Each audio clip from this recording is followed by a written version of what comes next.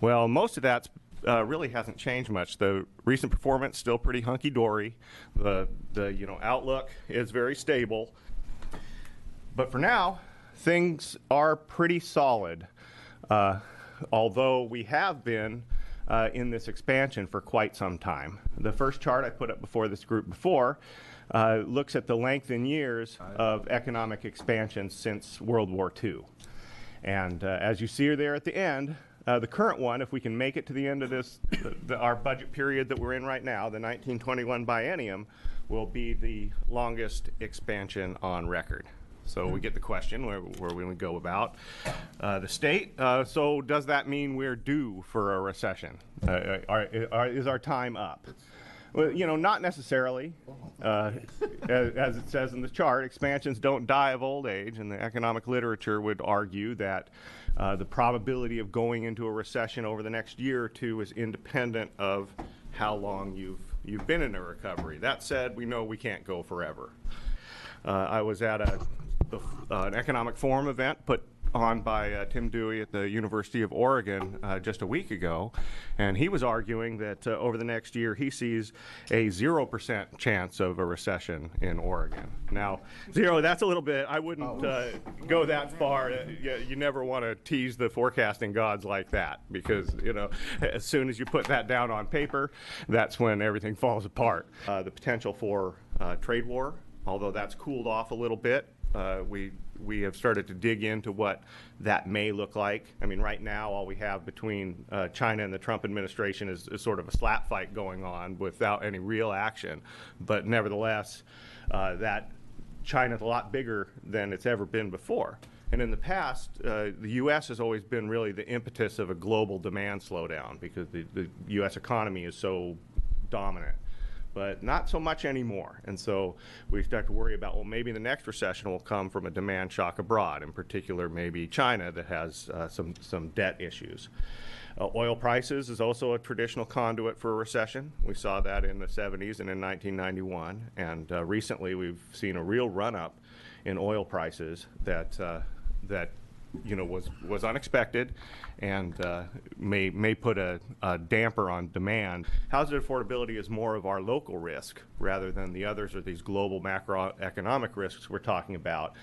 Chair Haas, members of the committee, for the record, Josh Lehner, Economist, Office of Economic Analysis. And as Mark was saying, right, so far we've seen a lot of various proposals bandied about when it comes to trade relations, both with our closest neighbors here in NAFTA, trying to rejigger that agreement to potentially to some degree, and then also a proposed set of tariffs, a couple rounds of proposed tariffs between the U.S. and China. And so what we've started to do is dig into these numbers, taking the line-by-line items on the individual products, whether it's, swine meat or golf carts coming back the other way or whatever the case may be, and just try and get some idea of how large of a direct economic impact we're talking about. Because Oregon is typically somewhere 11th, 12th most trade-dependent state, depending upon the study or the rankings. We're above average in terms of our exposure to trade, and we're certainly above average when it comes to exposure to China in particular. The share of exports that are going to China, when measured against the relative size of our economy, is among the largest in the nation. It's right up there with any other state. However, the proposed list of tariffs to date exclude a lot of those exports, in particular our high-tech manufacturing products, our semiconductors and the things like that, which are manufactured here in Oregon and then shipped to assembly plants around the world. Those are not on the list to date. So when we look at the specific things that are talked about in recent months, maybe our direct trade exposure with China on the tariff list is relatively muted. That said, should these things decline and should the tariffs be put in place and reduce the Chinese demand for American products, we would still feel an impact here associated with those transportation jobs and the longshoremen operations and all that sort of stuff that go into the flow of goods and services around the world. That said, we also have some direct impacts, whether it comes from our farmers and our grains and our fruits and our nuts and our aluminum exports, the scrap aluminum that we do, and some of these other things are on the list as well. So there will certainly be an economic impact in Oregon directly and then also indirectly via our exporting facilities at our ports and what have you. We're looking for ongoing growth.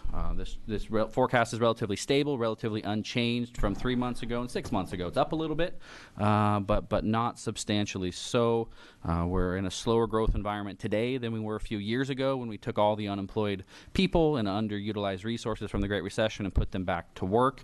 And so we're in a process where we're transitioning down to more sustainable rates moving forward. We're expecting job growth to match potential labor force growth, population growth with the working age and whatnot over the next couple of years, which will still be healthy, will still be above average, will certainly be above the typical state because our population gains are also larger than seen in the typical state, but again, not quite as strong as a couple years ago.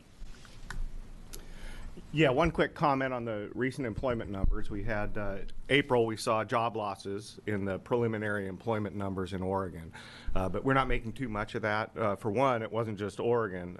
This happened for all but just a handful of states, which is extremely rare outside of, you know, being in the middle of a recession. And it certainly appears as we're starting to get some of the broader unemployment insurance records and the like, that the first quarter job gains were overstated in the preliminary data. And so this April is just coming off of some of that. And so right now we think that the true story was more of a smooth month-to-month pattern in job gains.